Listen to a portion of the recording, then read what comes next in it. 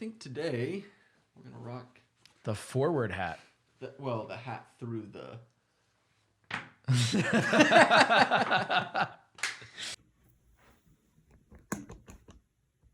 There we are. I want to be up front with you all. Our camera stopped recording right around the 7-minute mark. We hope that you forgive us, and in return, we've added a few goofy pictures from our recording tonight. Hope that you enjoy the podcast and get in on the conversation. Ladies and gentlemen, welcome back to another episode of Modern Day Apocrypha. Today we're talking about something that I'm pretty sure you've experienced in one way or another. Today we're talking about tipping. Yeah, have you done it? I've done it. Excellent. Have you done it?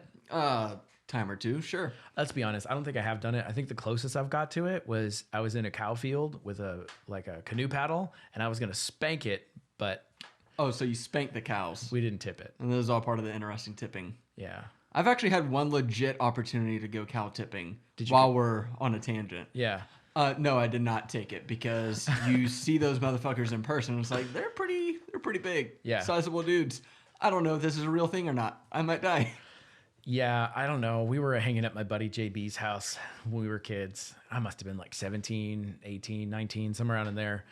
And right behind him was this big old cow field. We're like, let's go cow tipping. And we got out there and they all got scared. And I was too curious for my own good. And well, I know I can't tip a cow by myself. So no, it's a full team effort. Yeah. So they're like, hey, we'll get a canoe paddle and you can spank it. And I was like, okay. And so I get behind this cow and I wind up and it turns around and looks at me. And I'm like, dude, I can't do this while you're looking at me. Look away. Look away. He never did. So I never spanked the cow. You never spanked the cow. Well, if we didn't lose you already, we're not talking about cow tipping. Thanks for sticking around. Wow, Wisconsin sounds like a wild place to grow up, man. So that was probably one of the few. That's not fair. We got bored easily. There wasn't a lot to do, so we made our own fun. There was this other time, since we're talking about weird stories. God, we are off topic way quick today, but let's go with it. We'll get back in a second. We went night swimming. So I used to work at Dairy Queen. And so in the middle of the summer, which was 2 months in Wisconsin when it's actually summer, working the night shift, hot kitchen, you want to go swimming afterwards. So it's night, it's probably midnight, close to 1 a.m. And a whole crew of us, maybe 6 or 7 of us, hop in my buddy's pickup truck. We all can't fit in there. So I'm riding in the back in the what's that thing called? The bed. The bed. Thank you. I wanted to say the cab, but I knew that was wrong. I was riding in the bed and he's going like 50 down the back roads. And my dumbass thinks, I wonder if I could make a kite with my towel right now. And I did. And then it yanked me all the way across the bed and I slammed into the back of the bed. And I'm glad it held because otherwise I would have been flying out of the car. I didn't learn my lesson. I just learned to brace myself and then put it up. Sure, yeah. So that way you don't get dragged backwards. It's like, we're already as far back as we can go. Yeah. There's no safety net if this fails. Yeah. Wisconsin was, I grew up like super homeschooled and super sheltered, so I didn't know that alcohol existed. So we just got into weird, crazy shit. Hey, sounds like a good time though. Yeah. It was kind of fun. Kite surfing in the bed of the truck. Mm-hmm. So is going to restaurants a thing in Wisconsin? I mean, every state has restaurants, bro. I don't think we went to them much, but at least not while I was growing up. Right on. You know, I was trying to find like some creative way to segue. get back to to actual tipping, but I think we got so far off that there was no. There's just like, let's come back, Tony. Come back. All right. Well, thank you for the 4 minutes of indulging in the beginning of this episode that have nothing to do with tipping. So going back to our real topic today, it was really interesting because I try not to do too much research so we can kind of discover, opinions and perspectives ahead of time. But, we always like to look in ahead of time and have an idea. So we're not just talking about my crazy childhood experiences. At least some points to discuss. Yeah, sure. Absolutely. And bro, you just give people money at the end of your meal. No big deal. I'm like, holy shit, there's all of this stuff attached to it. It's like, holy crap, I didn't expect that. Yeah, so like if I think about tipping, it almost just seems like an ingrained part of a culture. And I want to say just up front before we get too deep into the podcast, I've never been in the service industry. Have you? Dairy Queen doesn't count, no. Did you ever get tipped at Dairy Queen? I'm curious. Yeah. Yeah? Very rarely, but I worked there for a couple of years and I'm awesome. So, Well, I mean, so it comes with the territory. I get it. So I did work at Best Buy for 3 years, and I had a few instances where people offered me tips, and me being the 17-year-old, like scared to lose his job and all that crap, we had a policy where like you couldn't accept tips. Right. So I would like tell the GM and be like, hey, I got a tip, and they'd be like, all right, well, we got to put it in the safe, and there's like some procedure around this. And long story short, you just don't get the fucking cash at the end of the day. who gets it? Probably, who knows? The GM. Who knows? Probably. This 17-year-old kid I actually suckered into my... I actually had a really good GM though that Okay. I'm very fond of and feel like he was a very trustworthy fellow. So he would have given it to you if he could, but yeah, but it's also probably not worth him losing his job. But it's interesting though. It's like, so I did perform services at Best Buy. Like if we think about it, I helped carry a TV out to people's cars all day long, help them understand something about their TVs and, just whatever electronics they needed. Right. And sure, it's with the intention of like getting a sale, but everything after the sale, carrying the TV out, helping them like set up things because sometimes they'd come back. Like it kind of makes you wonder, why isn't that something that is tip worthy? right.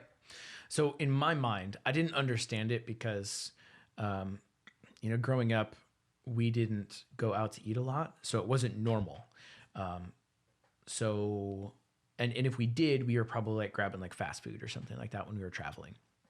So we weren't at a typical sit down place where tipping is culturally expected. And so I had very few exposure instances to see, oh, you just tip. Oh, my dad just like signed the check with the thing like he always does. Well, then when I started to get a little older, people were like, well, how much are you going to leave for a tip? I was like, what? They didn't do anything extraordinary. They just brought my food to the table. That's their job. That was my mindset. Nobody taught me. Right. And so fast forward 10 years.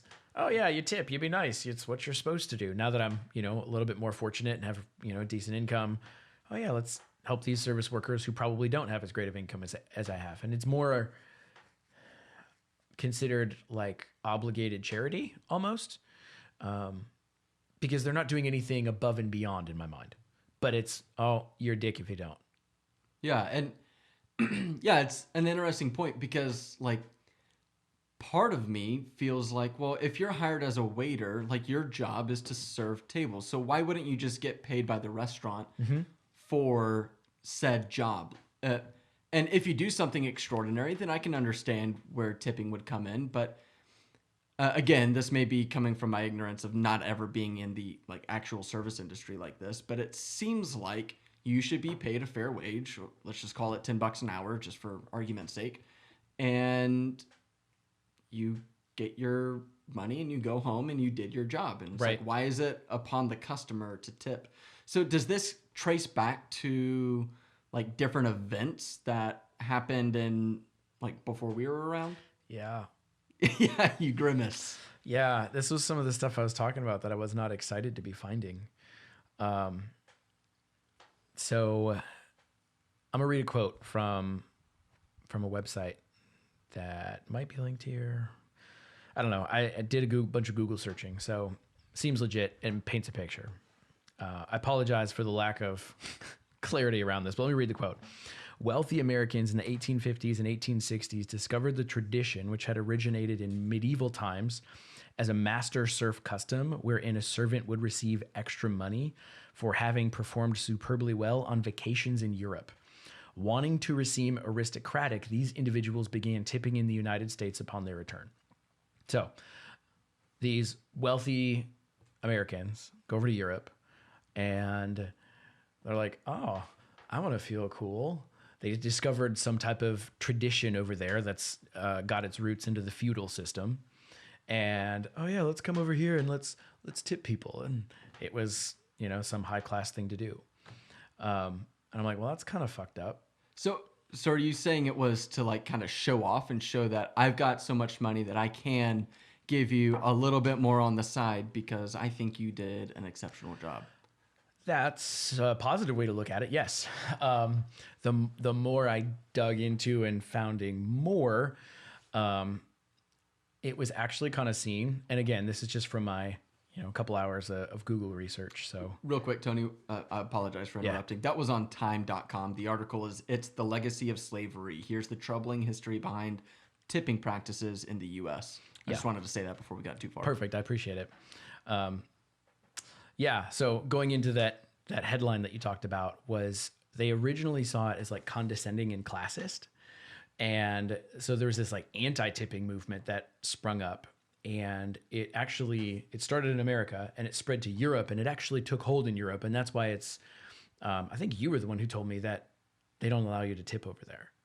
Well, not so much that they don't allow you, but it's just not expected in a lot of countries. Yeah. And so because that, it had its success over in Europe, it's not like it is here in the United States. But it got, it actually, from what I can see in that article and a couple others that I dug into, shortly around the time that the slaves were freed, they were looking for work, and the restaurant owners found that they wanted to keep their workers with $0 pay, and that the customers would pay to tip them. Well, the customers were okay with it because you only tip an inferior. Interesting. So yeah, that's where the classist mindset comes in. Right. So you got these very racist white people who were the restaurant owners who had slaves as servers, and they didn't have to pay them because they owned them. And then now they're free, and they're like, well, shit. Hold on. And I'm sorry, you said that this is while slavery was legal? Right. So beforehand. I see. And then slavery became illegal. Well, now you have your people who you used to have around for free. You didn't have to pay them anything. Well, what if, there's this trend going on. What if I get my racist white friends to come in and tip them? So they're getting some money. They're happy. It's more than they got before, but it's, we're just tipping them because they're black. Wow. And they're all probably wealthy aristocrats. So, obviously the times change, and so $1 meant a lot more back then. But it'd be like tipping $1 today or something, and it's like, what does that matter if you're a multimillionaire? Yep. Or even pennies, right? From people who had nothing, and all they were given was food and crude shelter. Man, I have 2 pennies to rub together. I'm rich. Yeah, I've heard that Frederick Douglass used to collect pennies that would fall through a sewage drain, and then he bought his freedom or something like that. He used it to buy freedom in some way. But yeah, so it's like the power of the pennies, the power of the cents. Went a long way. Wow. Where was this other one? So along this line, this other quote that I had copied in here. Racism and classism run deep. The attitude is summed up in this passage by a reporter in 1902. So this is something that was in the paper in 1902. I had never known any but Negro servants. Negroes take tips, of course. One expects that of them. It is a token of their inferiority. But to give money to a white man was embarrassing to me. Okay, so that explains why in some countries, if you were to tip, it would be offensive. Yeah. Legitimately offensive. Like, and I never really understood why, because I always thought to myself, like, well, why not just say, hey, I appreciate you recognizing me for, going above and beyond in a place where a tip isn't customary, Mm-hmm. But if it's rooted in this history, like it is in the United States at least, then that makes sense. Because it's like you're saying that it's inferior of somebody to receive a tip. Like, I'm kind of giving you a helping hand. Right. Because I've got something and you don't. Yep. And so that makes me think of something I read a few years back about gift giving and how it changed my mind on how I give gifts. Because growing up, a lot of times we didn't always have a lot. And so Christmas and birthdays sometimes masqueraded as what you needed, maybe not the things you wanted, which is cool. I mean, I think that's real for a lot of people in harder times. And so that was normal to me. So, oh, what do you need? You know, like, okay, cool. It's Christmas time. Let me get you some stuff you need. Kings always gave extravagant gifts because if a king gave to another king in a different kingdom something they needed, it was actually embarrassing and demeaning because it shone a light on their lack. Wow. And so I guess that makes more sense if you're a king who's supposed to be like representative of the entire country. Right. And quote unquote provide for your people. I don't know if that's how it's viewed back then, but at least today that's kind of how I think of it. Yeah. And so it's like, yeah, you aren't doing a good job, so here is grain for your town or your city or whatever. And so in my mind, that's changed how I give now. I don't think, all right, what do my nephews need? No. What is going to make them feel extravagant and like royalty when they open it? And it doesn't matter about the price tag. It's about that reaction. How do I create that reaction? Because in my mind, that's how gift giving is about. Whereas going back to tipping, oh, you're a less than. You don't have a lot here. Let me help you. And it's that condescending attitude. Now, I'm all for like helping people who need it. Don't get me wrong. It's how you go about doing it. And so I think what we're uncovering here is for you and me. Oh yeah, let's tip people. Let's be nice. But then understanding that underlying tone of where it started and where that tradition came from, it's like, oh shit. Wow. Yeah, it's like that's not, obviously people don't take it that way here in the United States. Right. But it's like, that's definitely not why I want to tip. So how did we get from there to today? Like, do you know if there's any reason why it became so mainstream? So I think part of it was the timing of when the slaves were freed. And so that it was widespread. And then now it just became a practice. And then you do that for a decade and it spreads across the country. It's normal. I mean, it only takes 21 days, 28 days to form a habit. Sure. You add a year onto it and a little bit of culture. Before you know it, it's normal. And, the African-American community has had a lot to work through as far as like reclaiming their own freedom, which is, It's a terrible. separate set of issues. Yeah. And so I think in the grand scheme of things, the focus was more on things that really mattered, not on these, I hate to say smaller issues, air quotes, but smaller issues left under the cracks because they were left for too long. It just became normal. So, and then if I think about like the timeline here, so let's say that the time frame that we're talking about, like, let's say it's the 1860s, and that's the time that, Lincoln was president and the Civil War was going on and all of this. So you've got it rooted in this racial history or inferiority history. Let's not even call it racial until after slavery ended. Sure. And then it was kind of a racial deal. And But then it still was tied to inferiority or perception of inferiority. Absolutely. And then, so fast forward, just a decade or so, or maybe a couple decades, and that habit is starting to happen, and it becomes less of a direct racial issue when we had all the Irish and Scottish coming over during the potato famine. And like I'm remembering back to learning about U.S. history, and in New York, people were particularly racist towards Irishmen. And so, those people who are coming over and kind of starting from the ground up are likely working in service industries. And so they might be subject to the same types of issues that African Americans were subject to. Right. Interesting. And so then it becomes like no longer like a thing towards Black people in the industry. It's like all encompassing. And to me, that really feels even more like inferiority because it's like everybody. It's not even about like you as an individual. It's like your position. Yep. That is terrible. It blows my mind because I didn't always think this way because, we all have to go through our own naive journeys to gain bigger perspectives. But where I'm at now is like, man, people are people. I don't care what your title is. I don't care what color your skin is.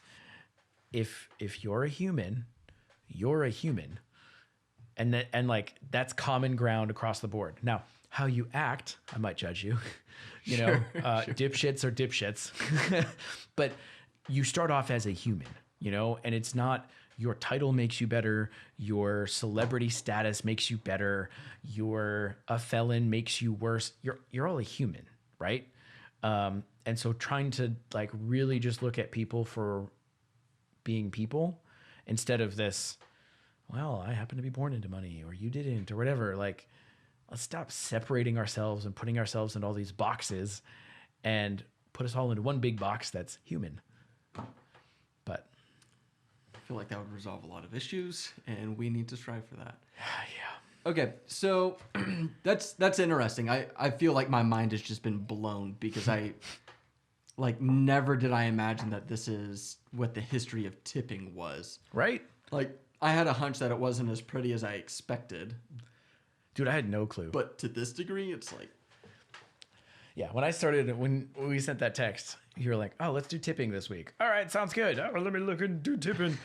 Oh, fuck. Like, this will be a fun one. Oh, yeah. And what's the psychological impact? And, oh, why do we feel obligated to do it? And all of this high-level bullshit that I thought we'd going to be talking about, which we'll still talk about. But, oh, shit. It's another one of those heavy ones that I did not expect to uncover. So we're grounded there. It makes me wonder, going back to that first question where, I was talking about my experience at Best Buy, and I was like, hauling shit around the store, a 70-inch TV it's not like super challenging, but like you're doing work and you're really trying to help somebody out and providing a service. Why do you think it is that a service like that isn't worthy of being tipped, whereas a service like being a waiter or a taxi driver, or hell, where most people are familiar with Ubers and Lyfts these days, like it's almost expected to provide a tip in that situation? Yeah, it's interesting. Because I don't see the difference. Like, to me, I guess let me just kind of explain what my view of tipping is. Yeah, let's hear it. When it comes to restaurants, you're paid less than minimum wage. So yeah, it's like $2 an hour. Yeah. So it's like, okay, that's a pretty obvious reason that if you're getting your wages from tipping, that I should support that. Mm-hmm. So it definitely feels like an obligation there. Other times, let me use like a Starbucks as an example. When you go to a Starbucks or some restaurant like that, they take your order, they flip the little tablet around in your face to sign, and like right there in your face is 15, 18, 20%. And it's like, in my mind, there's been no service yet. Like, Nope. You listen to me say words and punch the buttons to submit my order for somebody else potentially to go and make it. Yep. It's like, how could I possibly think that you've gone above and beyond? Unless the conversation that I've had, somebody was like particularly joyful and like called me by name after maybe I placed made a my great order or something. recommendation for something new for you. Exactly. Those are the times where I see like, oh, hey, that person did more than what was expected of them. But someone can make all this great recommendation and then your drink is shit and you tipped them already. Right. I like the idea of at least, oh, cool, I'm tipping after my meal. So I know what my service was like. I know what my food was like. Dude, when they flip that around and nothing's no tip. Yeah. And I paid for my stuff and you're just a cash register. Right. I do that shit on my own at Walmart. This is not tip worthy. I was about to say, like at Kroger, I can go in and I can do this. Yeah. And yeah, so I think about that as well, because like I'm inconsistent, I'll say. Like sometimes I hit like the $2 button or whatever, but often I think to myself, like, why did I provide a tip there? And if I go back to, again, I really want to just emphasize that like I haven't worked in the service industry, so I might just be like an asshole for not wanting to tip in that situation. And for the record, I tip like at all restaurants whenever I get a meal and sit down and all that. But let me say that I went to a restaurant here in Tennessee yesterday, and I got a to-go order. I watched you like, I'm not going to say which one. Right. Like, okay. But I got a to-go order, and I actually consciously thought about the tip this time. Like, I'm not very good at consciously thinking about it, but I was like, all right, it's a to-go order. I'll give her a couple bucks or something, and because like there's not a lot of service, but all the boxes were packed nicely and neatly and everything in there. I was like, cool. I gave more than I would have normally because of that. And then I drive off, and we went and ate at a park, and I opened the stuff up and specifically called out that we wanted ketchup. There were no utensils, no straw for the drinks. And this is not like a proper restaurant, not like fast food even. Yeah. And I was like, what the fuck? Like, I gave like $8 to this person and didn't get the like minimum number of things that I had asked for. Right.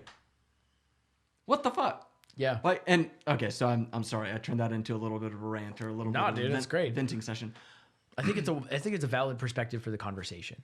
When the consumer's perspective of a tip is that there should be some service. I mean, that's in anything. If I'm giving you money, I expect something in return, right? Unless I'm giving to a charity, but then I'm still expecting something in return. I'm expecting my dollar to go do and create something. Yes.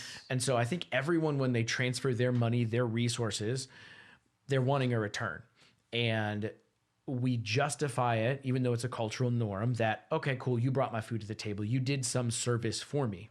But when you don't even meet the bare minimum of what I expect, which is, and you're not asking for something obnoxious, like, okay, I need my sandwich cut in 6 different pieces, and I need 4 napkins folded in triangle. You know, you're not asking for bullshit. I want one of those to be a rhombus shaped piece of the sandwich. Exactly.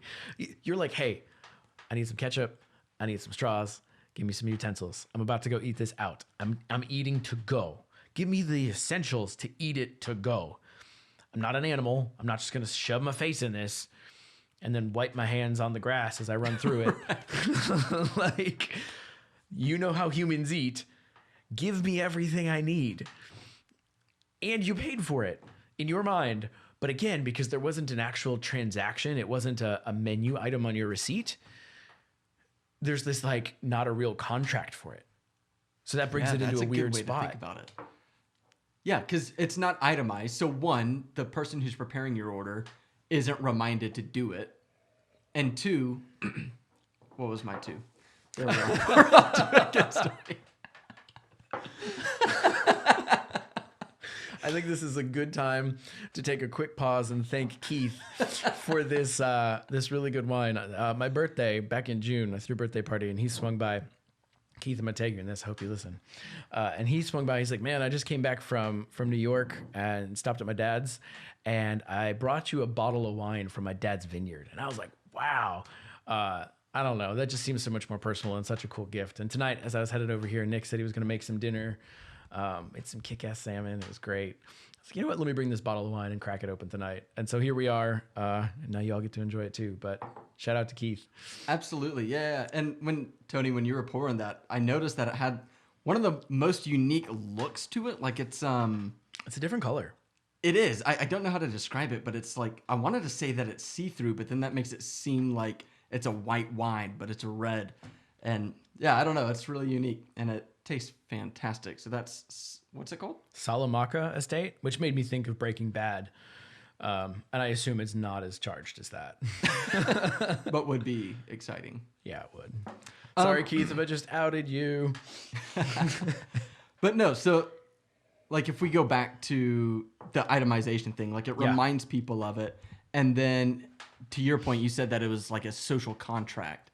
And that was what my point number 2 was. Hey, we got to point number 2. We made it. It was a mission accomplished. Thanks for the intermission. Got you, bro. But yeah, so like it's that social contract where I feel slightly less slighted. I followed. Slightly less slighted, yes. Slightly less slighted. It's a tongue twister. That I didn't get what I wanted, because it's like, okay, it was like a verbal conversation. I was like, yeah, I want some ketchup. But it should just be like an expectation that you get the minimum things, like you said. And a bad experience in your mouth makes you go, fuck it, I'm not tipping anymore. Yeah, right? Because you get slighted like that too many times. Like, you know, I go through the drive-thru at Taco Bell or something, and it's like, all of a sudden, like the ingredients in a taco have changed, or like what happened? But I don't understand. let's call out the fact that you just brought up Taco Bell, which is not high on the list for, you know, expected quality. No. But I'll be honest. Back in my Taco Bell days, I'd get pissed if it wasn't quite right either. Yeah.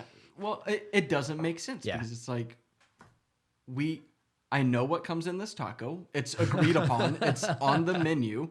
Yeah. Like it goes back to that contract deal. It's like you're advertising this. I got something else. Well, going back to that emotional reaction of person A at restaurant A gave me a bad experience. I don't want to tip anymore. Then you go to restaurant B with person B, and you let person A and restaurant A's experience color your perspective of restaurant B and person B, which in your mind, if you're not thinking it through, you're thinking, oh, fuck them. They didn't serve me great last time. But you're not tying it to the exact same person. You're not punishing the person who gave you the bad service. They already made or off missed with the their ball. Exactly. You're punishing the person who probably gave you fine or great service. And so I've had some people who've worked in the service industry, and you know, if you think about it through their perspective, they make their money off of people's tips. That's right. And so Like 80% of their Yeah. revenue comes from it. like they get $2 an hour, and there's some states, I think, something very exciting. There's like a organization that is fighting, has been for a while now, to try to get at a federal level where all of these people don't have this stupid minimum wage at $2.13, where it's equal with everyone else, and then tips can be on top of that. So you're saying like they would change the they law. would actually get the minimum wage. Yeah. At minimum. For their time worked, and then Yeah. whatever tips would be on top of that. And And that's there's some states that are doing that, but it's only like, what, 7 out of our 43? So it's a small number. right. 7 out of our 50, 43 you left. Yeah, I got you. Just want to make sure. It added I got up. you back there. Yeah, so that's interesting because to me, that's how it should be. Yeah. And then that puts it back to the point where a tip is what it actually, to me, means. Yep. Like, this is something that's unexpected. You've gone above and beyond. I really enjoyed your presence, your help. Whatever. Everything that you did was good. Yeah. Like, Absolutely. it's like an extra thank you. And then in my mind, that's an incentive to actually drive towards bringing people a really good experience, because it's like, at this point, let's say it's like everybody's making at least minimum wage. Sure. Then maybe you don't feel as obligated to provide a tip, and maybe that's a good or a bad thing. I don't know. Right. But at least on the other end of that, if I am going to tip, it's like somebody gave me something in return, and you have an opportunity to make just as much, if not more. So while I like the idea, that's where my mind was at until I was doing some reading for this. Unfortunately, the service industry is where a majority of the workers talk about being sexually harassed, because they feel like if they talk about it or if they stand up against it, they're not going to get their tip. If they don't get their tip, they don't pay their rent. And so many stories of people who used to be in the service industry that go into the corporate space who, you know, bad scenarios don't get reported because they're like, oh, that was nothing. I'm used to people smacking in my ass every day. Oh, shit. And now we're conditioning people to accept scenarios as normal that are so far from it. Wow. Okay. So that sounds like, to me, that sounds like it's something that would be very common in bars. Like if you're a bartender or something, and Right. like you just have a bunch of drunk assholes coming in, and Or that would- even any restaurant that has a bar. Right. Yep. Interesting. And I think that you also have like a social pressure to like flirt with your patrons. Yep. And so again, I need to pay my rent. And so I watch the other servers flirt with their tables and they get good tips. So I'm going to do it. But biologically, that's a mating ritual. That's a mating sign. And so you're asking for these bad things that you're not really asking for. You're just trying to get paid. And so we've put people into these fucked up scenarios where they're doing things, asking for responses that they don't want so they can pay their rent. That's an interesting point. So, okay. So there's like an inherent risk, I guess, that comes along with tipping when you frame it like that. Because I think you're right. Like, I think in the service industry, there's, I don't want to say it's an expectation, but it's almost like you just experience that more. Like, people are friendlier. They put on the guise of Right. being friendly. Just like when you're working in the service industry, it's like, you just got to smile. Well, and there's a line between creating experience and flirting with somebody. And I think creating experience, I think, is healthy, and I think that's good. But you know what? I'm going to create an even bigger experience. And that's where you go into that flirting realm, because I know you're going to tip me really well if I go over here and create this bigger experience. Consciously, subconsciously, you're sending a signal that you're not trying to send. Right. You know, and it's like, oh, shit. Or maybe not. Maybe it's just like, hey, you do what you got to do to get paid, which is not a good situation to be in. No. I mean, and I always try to imagine or push for best case scenario. Right. And so if I'm thinking of that as a possibility, that doesn't exist. Or that doesn't have to exist. So, okay, knowing that, I'm going to put you on the spot here. Let's do it. And you don't have to have an opinion necessarily, but do you think that tipping is a good or a bad thing then? As is, I think it's a bad thing. Preference, right? This is Tony's preference. I would love to see people getting a fair wage for doing a job, right? And that there be no expectation for tipping, and that tipping could be a surprise, something extravagant, something unexpected. If you take away all of the charged, I only do it to inferiors aspect, right? If we can erase all that, if we can actually make sure that we don't have to worry about people getting their bills paid, if all of that's taken care of, and then you create a culture in your restaurant or whatever type of business you have that people just create such an amazing experience without putting a fucking tip jar out, without, coding people's minds or triggering them to be like, oh, I'm expected to give a tip. Dangling the carrot. Exactly. Yeah. Without any of that. And if people go, wow, I have had such a good experience here. Not only am I going to give you my money and my time for your service, whether that be a meal, for your product, whatever it is, I'm also going to give you free money on top of it because I just feel like you deserve it. And I'm in a deficit if I don't tip you. That's what I would like tipping to be. Now, I know change happens slowly, and there's a lot of people that pay their rent exclusively on tips. And so any change is going to take time, and that's going to be uncomfortable for that to change. And I think that's a decades-long change for that to happen. So when I asked the question, I had kind of the same opinion on my mind, honestly, which is if you remove the expectation that comes along with tipping, then I think people in the service industry may not be as pressured, even if it's pressure that they put on themselves to like flirt or, like kind of go down that conversation that we were just having. Yeah.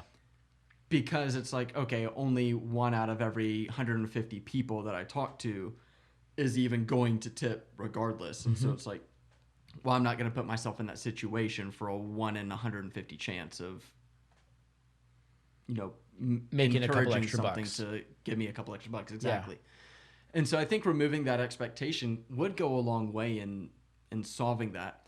And so it seems like I don't want to call it a solution because I don't know how big of like a problem this is for the people who are actually in the industry, if that makes sense. Like, Sure. I don't know if they'd agree or disagree with them. There's a little bit of ignorance here, and we're Yeah. aware of that, and that's okay. But continue. But it seems like it would make more sense to just say like, hey, let's pay people in the service industry just how we would pay everybody else. And I would think that restaurant prices, barbershop prices, etc., would be a little bit higher. Probably not drastically. Well, maybe drastically in the restaurant industry if you got to pay 4 times the amount for all your staff. Could be. Yeah. So I'd be kind of curious to see how all of that unfolded. And it's like, would some restaurants go out of business? So I've seen, I'm glad you brought that up. In some of this research that I was doing, I stumbled across a couple of, high level people in the restaurant industry, like restaurant owners, who decided, you know what, on all of the orders, there's an automatic 18% and you don't tip. And that goes to cover the staff, covers everything. And so now there's none of this expectation, whatever, but they're taking care of their staff and there's no weirdness from that. So when I see an 18% tip, I absolutely hate that, because that is kind of going back to the point that we made, which is it doesn't even matter what the service is. But what I realized when you made that point is that it's literally a matter of terminology. Yeah. Because if that 18% tip is what it takes to pay them at least minimum wage or more, whatever the outcome is, then I'd be on board with that. Yep. So it's like, I'm fine paying more if it's the actual price, but not if it's the tip. Like if you call it the tip. So think of that 18% as an experience protection, right? So without those servers, you try to go and bring your girl out to a nice dinner. All right, sweetheart, hold up. Let me run up to the buffet and grab you what you want. It's not the vibe. Nope, I'm sitting here. We're here. We get to order. Someone nice asks us some nice questions, helps us point in the right direction of what kind of food experience we want to have tonight, and brings it all out to us. Well, we get to stay in our, one-on-one experience, or you're bringing your family out and you get to stay in your experience. You're paying that percentage to contain your experience and not having to go up to the buffet and get it yourself, because that's the void they're filling. It's one of the reasons Joe Rogan pays Jamie to manage all the other stuff so that he can stay engaged in conversation. Exactly. Yeah. You're paying for an experience. And if you would just, like you said, if you itemize it on my receipt, 18% experience fee.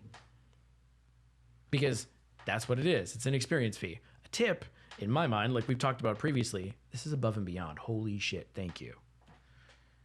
Yeah, it's not obligatory. Obligatory.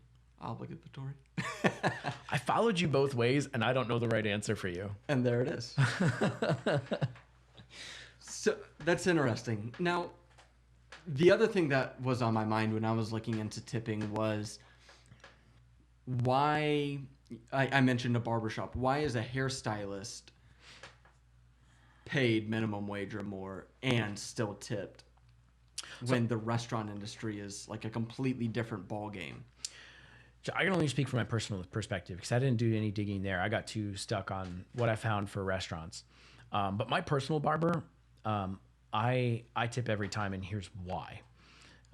There's been a couple of times, even during, COVID and stuff, where he's made it work. Or I'll have something come up and be like, "Hey, man, I really need a haircut because work needs me to shoot some videos." Or last minute, I'm being flown out of town for a work trip. What can we do? Hey, man, I'll put an extra slot for you here. Or you know what? I'll skip my lunch and get you in.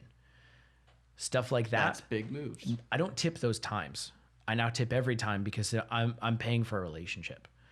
My guy takes care of me. He always cuts me good. He always makes sure that he fits me in, especially when I have an emergency, and I do my best not to abuse that. Mm-hmm. And so in my mind, I'm lobbying for consistency of that when I need it. Yep, that makes sense. Yeah, so like you kind of have that relationship. Whereas you probably don't have a relationship with a waiter or a waitress whenever you go to the restaurant. It's always somebody different. You get seated in different areas. But I know when I go to get my haircut, if we keep using that example, I call up and I ask if my stylist is working, and cool, I'll choose this appointment. And it's always a good experience. I enjoy the conversation. Like, she's really personable and does a good job. And so I feel like it's not a mandate for me to tip. It's more like I really enjoyed you being conversational and going above and beyond. Sometimes like you'll get like a extra straight razor and then like a neck massage or something like that. And so it's nice. Like, I think it's more than what's expected. I was told early on when I started getting tattoos, always overpay your tattoo artist and always tip them well. Because what they're putting on your body is going to be there forever. And if you make them unhappy, you will have to wear their unhappiness for the rest of your life. Do you pay up front when you get a tattoo? Typically, you're going to pay a deposit, and then when you're done, you pay the rest of it.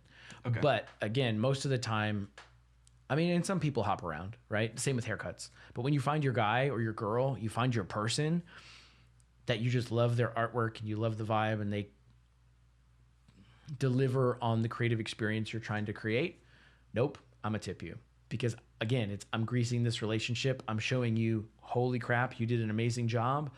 But also, when you've got a spot open and you've got 3 people vying for it, you're gonna remember how good a time we had and how well I took care of you. That's right. You know? So in my mind, tipping, it's almost like bribing. At least that's how I use it in a non-restaurant sense. It's paying for the extras and the above and beyond, either that has happened or that you maybe expect to happen or keeping the door open to happen for in the future. So it's interesting that you mentioned bribery, and obviously this plays out a little bit more beyond the service industry and more in like the political realm. But some countries, I'm going to take back what I said at the start of this, which is that like countries, I said that countries don't necessarily not allow you to tip, but some countries do make it illegal to tip because of bribery related issues. I think that's probably like a minority, but it's interesting because like in those countries, if you were to tip, you could be criminally charged. Wow. Even at a restaurant, you could be criminally charged if you tip somebody. I didn't research like a whole lot, but this is about tipping and it's about restaurants. Like the whole article read about that. It's wild. And they were talking about how in some countries, like you're not allowed to tip because I guess they have major corruption issues, or maybe not. Maybe they're just trying to prevent corruption issues. But yeah, I'll say I've been fortunate enough to be able to go to a few different countries and kind of experience some different cultures and things like that. And at first it feels awkward not tipping because I'm so used to tipping. Right. It's almost like a subconscious thing. I'm like, all right, so double this number and that's It's like 20%. Cultural shame if you don't. Yeah, it is. Especially if you're like out with other people. Like, it definitely feels that way. But I've got to say, like, it takes pressure off of me and pressure off of the experience, like when the bill comes, and you're not trying to like think about how much more you're going to have to spend when you're already probably spending more than you should because you're on vacation to begin with. Yeah. But yeah, it's a different mindset. And then depending on where I'm at, I'll still give some percentage if it goes back to like if I really felt like it was good above and beyond type service. So, but now you've got me thinking like, is that a problem? Because they think that I'm like, well, I'm out here on vacation and I can afford to take this leisurely time away. And I think you fast forward 100 years, right? Yeah. Because 100 years ago, a lot of people in those positions, whether they were, newly freed slaves or immigrants from other countries, maybe either A, didn't know any better, or were so happy to just take what they could get because the alternative was probably starvation, and that just wasn't an option. And so it was a fucked up situation, and they didn't care because food and shelter happened. I think you fast forward 100 years, and the majority of people who are in there know what they're getting themselves into and go, hey, you know what? If I'm really good at this, I can probably make a good amount of money. And that's not everybody, right? There's the quiet diners, for people who don't make a lot of money, and they're still only getting paid $2 an hour, and, barely tips that put them barely above that minimum wage threshold that the law has them at.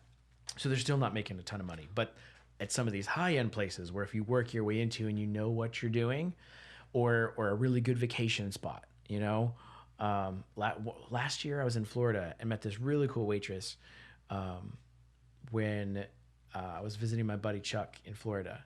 And she had moved from Alaska to do server work for the summer in Florida. Well, one, it's Florida, and she came from Alaska. That just makes sense.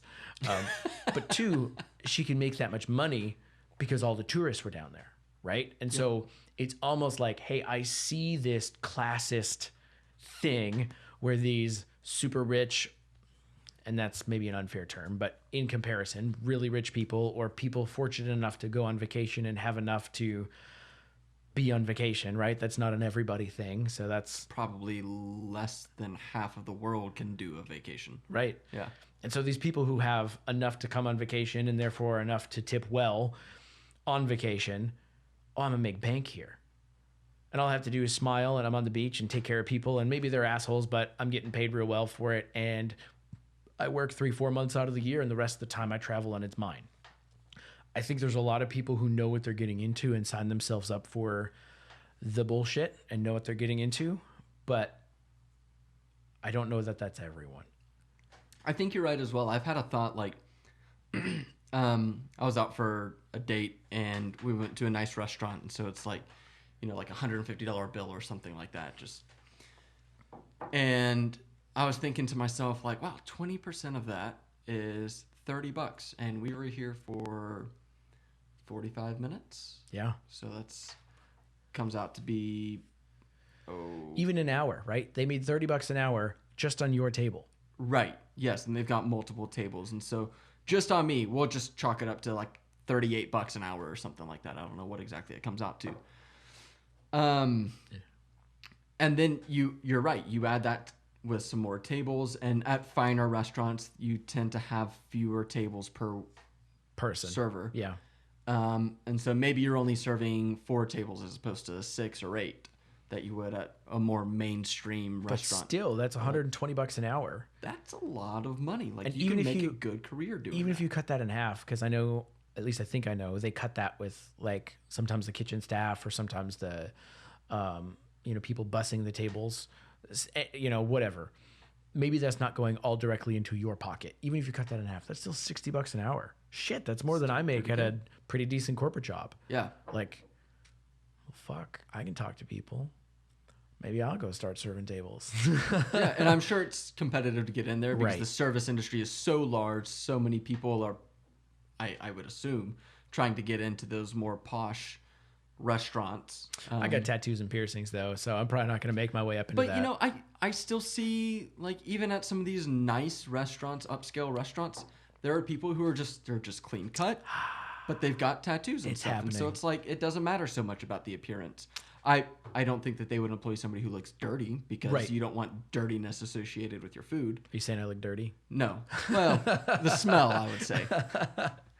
But yeah, it's interesting. So you can make a good career out of it. And then I also think about one of the people that we work with was a bartender before this job. And he's like, man, don't get me wrong. I really enjoy what I do. But, dude, I was making bank being a bartender. Like, I was just getting people fucked up on a golf course, like overlooking the ocean.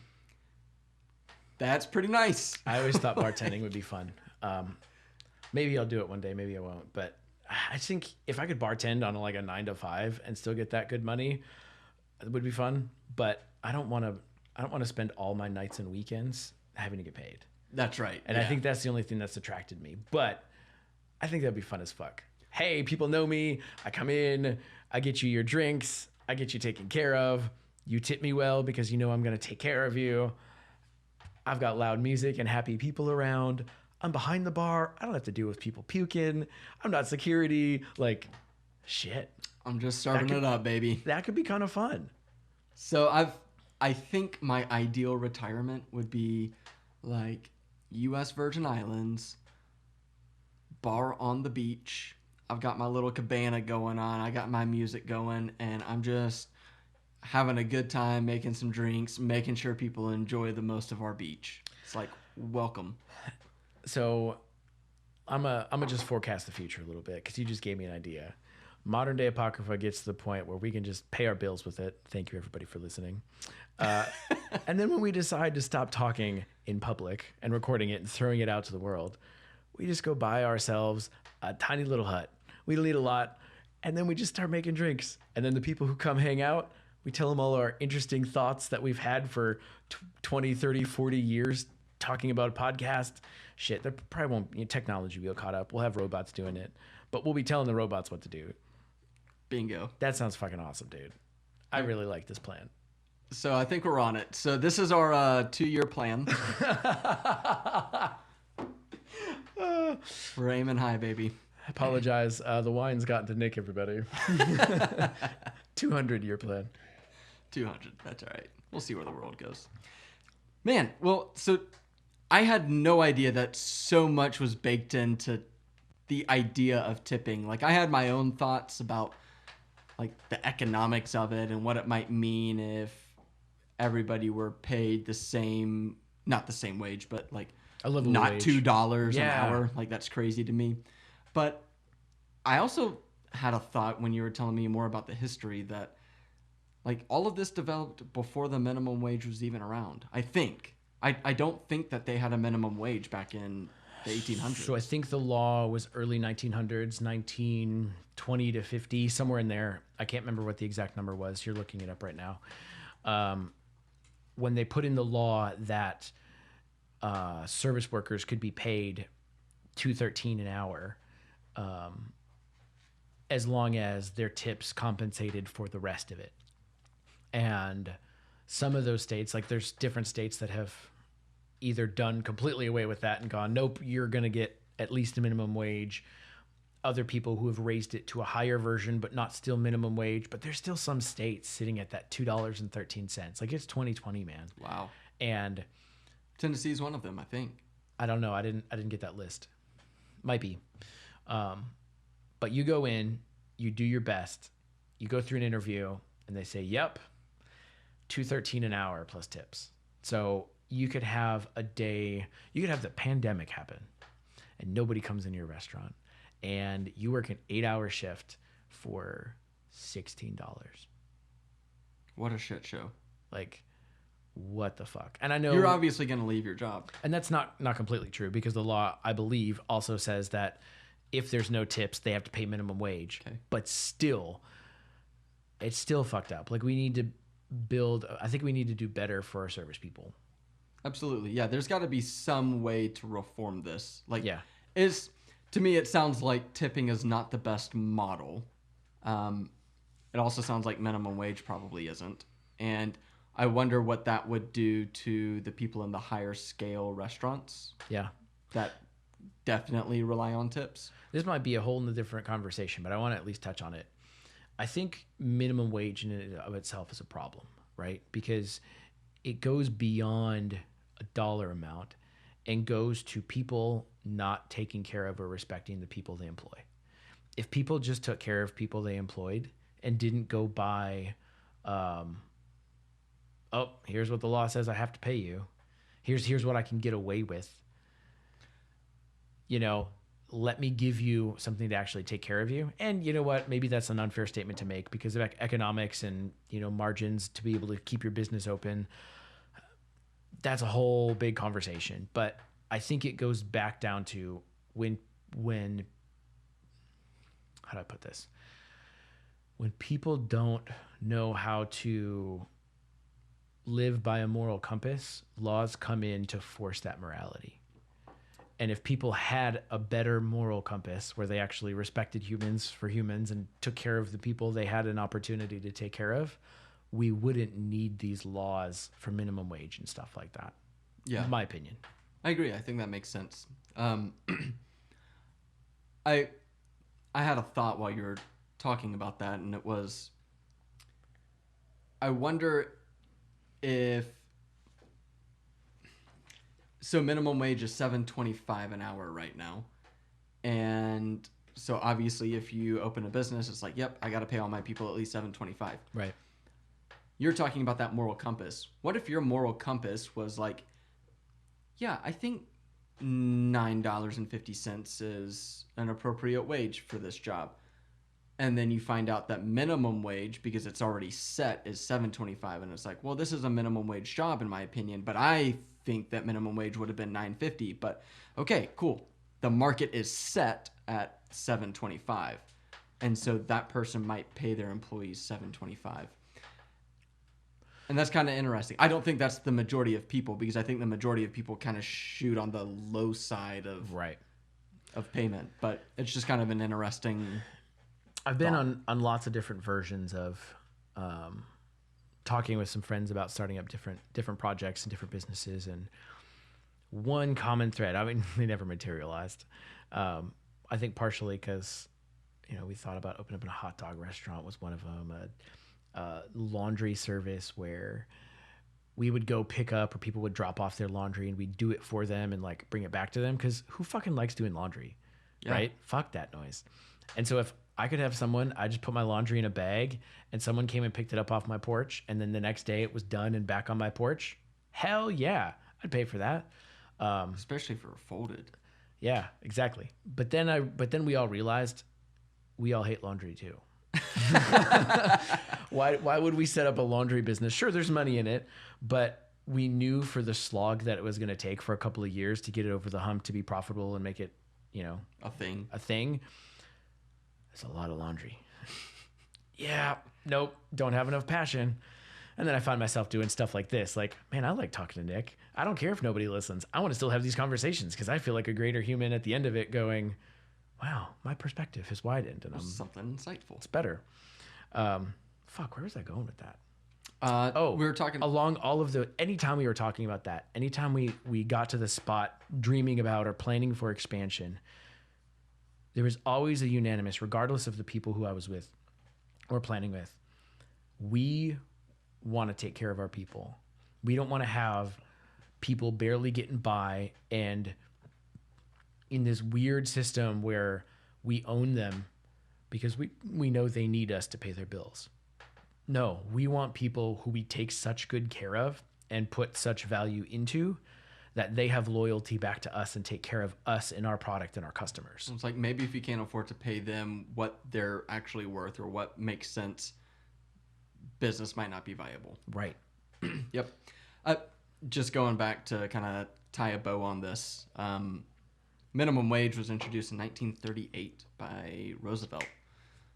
25 cents per hour, and adjusted for inflation, that would be worth $4.45 today. And that was from CNN. Wow. Interesting. So minimum wage is close to doubled the actual value, consumer price value, exactly. But in the restaurant industry, it's still half of what minimum wage was back in 1930. It's wild. 38. That's wild, bro. It's like come full circle. Yeah. Yeah, crazy. Well, it seems to be at that point.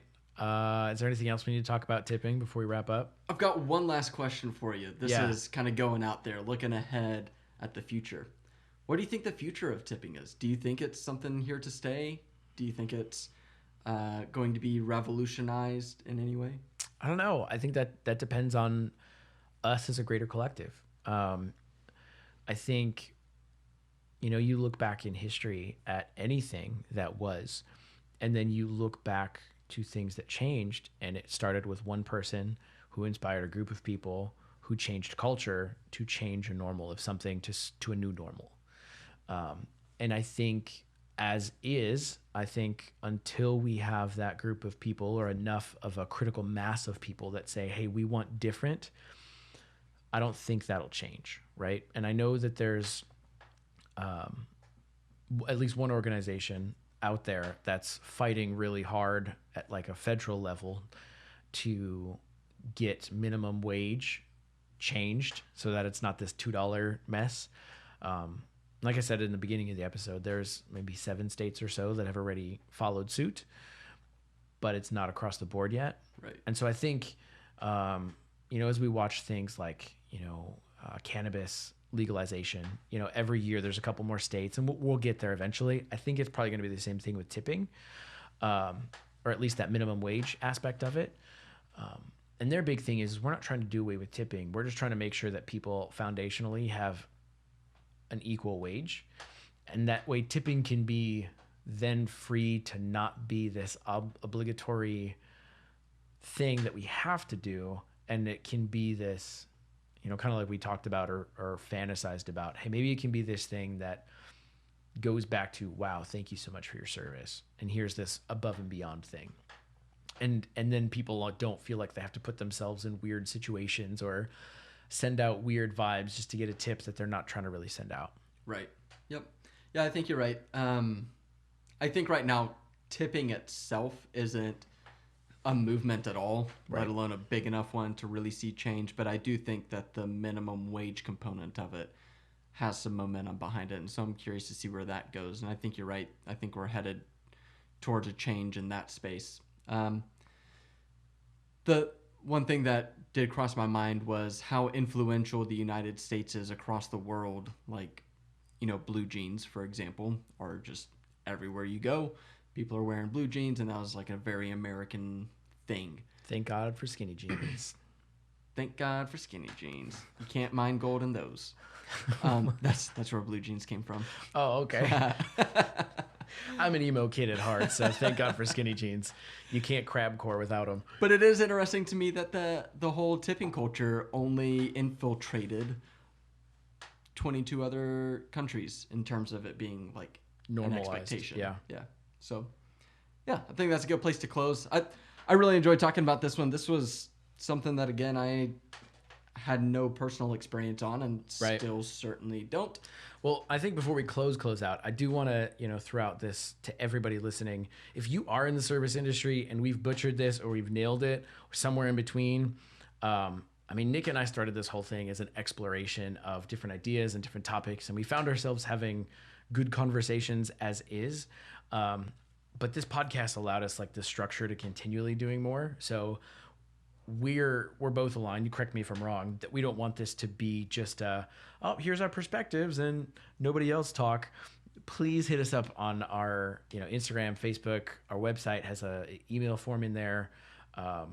Whatever is your form of communication that you want to hit us with, I'd love to hear your perspective. I've got a few close friends that have been listening in, and will send me these long, like some of the longest text messages I've ever seen. Thank you, 𝗟𝗫𝘁𝗃.